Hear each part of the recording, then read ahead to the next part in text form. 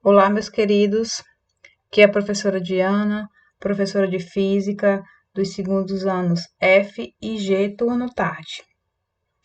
Na nossa videoaula de hoje, nós iremos trabalhar com dilatação térmica, dando continuidade à videoaula anterior, certo? Onde nós trabalhamos com dilatação térmica dos sólidos e eu abordei com vocês dilatação linear.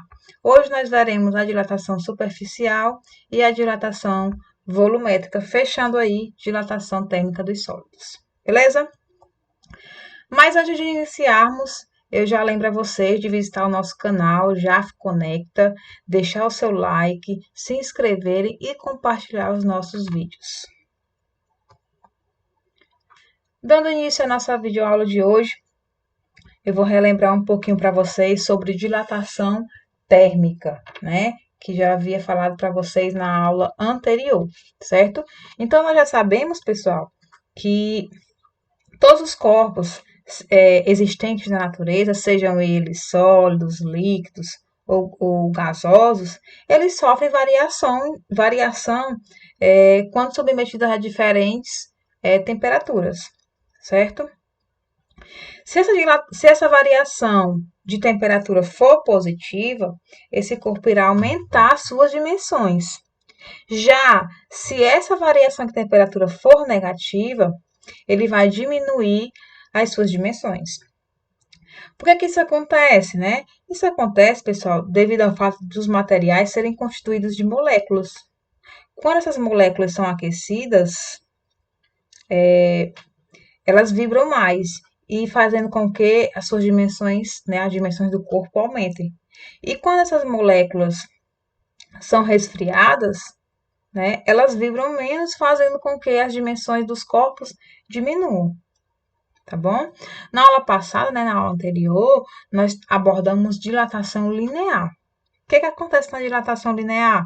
Quando um corpo, né, um objeto, é submetido a uma variação de temperatura, há um aumento no seu comprimento. Por isso que nós dizemos que a dilatação linear acontece em uma dimensão, porque o aumento considerado é o aumento no seu comprimento.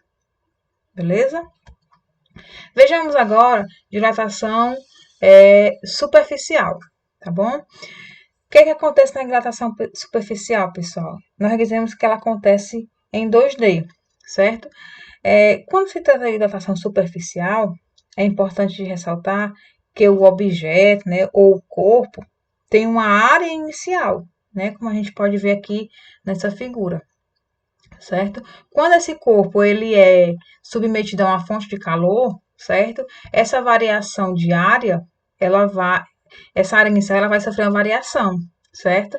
Então, nós teremos, após o aquecimento, uma área final. Então, aqui eu observo que houve uma variação de área, né? Uma dilatação, certo? Que nós podemos calcular isso através desta equação aqui, certo? Aqui é a equação, né, da dilatação superficial.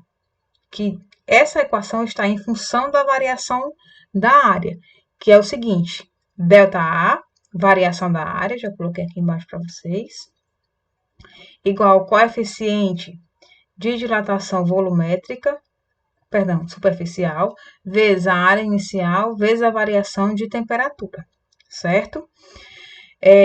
Nós temos aqui duas equações, porém, é uma equação só e está escrita de formas diferentes.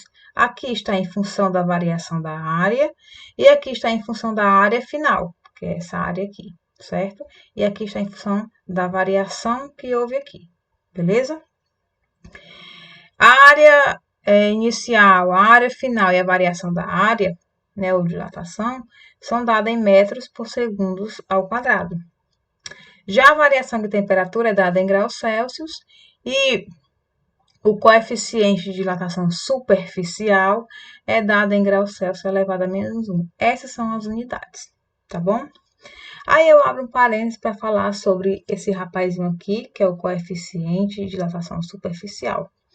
Ele é, pessoal, nada mais que 2 vezes o coeficiente linear. A esse coeficiente linear, eu ressalto para vocês que ele depende do material que é constituído esse corpo, esse objeto, né? fazendo um comparativo entre um corpo constituído de metal e um corpo constituído de plástico, por exemplo, né? O de metal ele vai dilatar mais porque, né, ele é um condutor, certo? Já o que é constituído de plástico, ele vai dilatar menos porque é um isolante, tá bom? Então, se uma questão trabalhando dilatação superficial de fornecer o coeficiente linear, não se assustem. Ele vai ser o quê? Ele vai ser multiplicado por 2 e aí você vai obter o coeficiente superficial, certo? Entendido aqui dilatação superficial, vamos para dilatação volumétrica. Na dilatação volumétrica, pessoal, nós podemos entender através desse exemplo aqui, ó. Imagine que nós temos esse corpo, né, com volume inicial, V0, e esse corpo, ele sofre um aumento nas suas dimensões após ele ser submetido a uma fonte de energia, certo?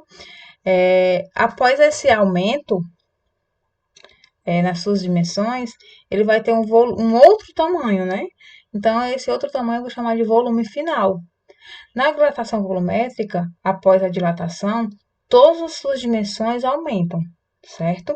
Por isso, nós dizemos que a dilatação volumétrica acontece em 3D, porque todas as suas dimensões sofrem aumento e esses aumentos são considerados, tá bom? Para a gente calcular esse aumento, pessoal, a gente trabalha com essa equação aqui. ΔV, variação do volume, é igual ao volume inicial, vezes o coeficiente volumétrico, vezes a variação de temperatura, né?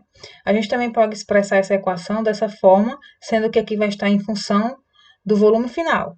E aqui estava em função da variação do volume, do aumento do volume, né? Então, aqui nós temos volume final igual ao volume inicial, vezes 1 mais o coeficiente volumétrico, vezes a variação de temperatura. Tá bom? Tanto o volume, a variação do volume, como o volume inicial, como o volume final, são dados, né, as unidades em metro por segundo ao cubo, certo? O coeficiente volumétrico e a variação de temperatura seguem as mesmas unidades de dilatação linear e de dilatação superficial, né?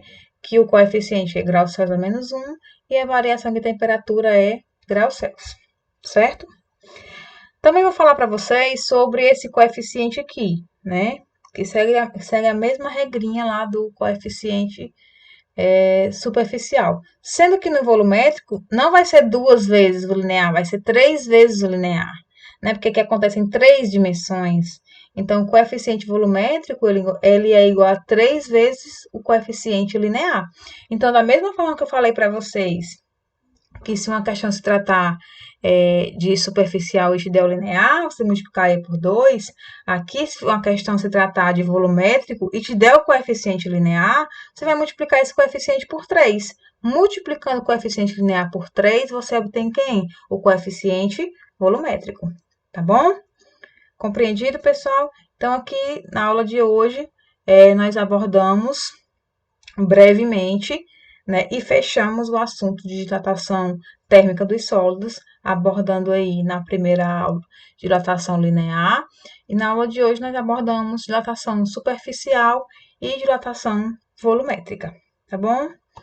Era isso, pessoal. Se restou alguma dúvida, anote a sua dúvida e leve lá para nossa aulinha Tira Dúvidas para ficar tudo esclarecido, beleza? Um abraço, fiquem com Deus e até a próxima.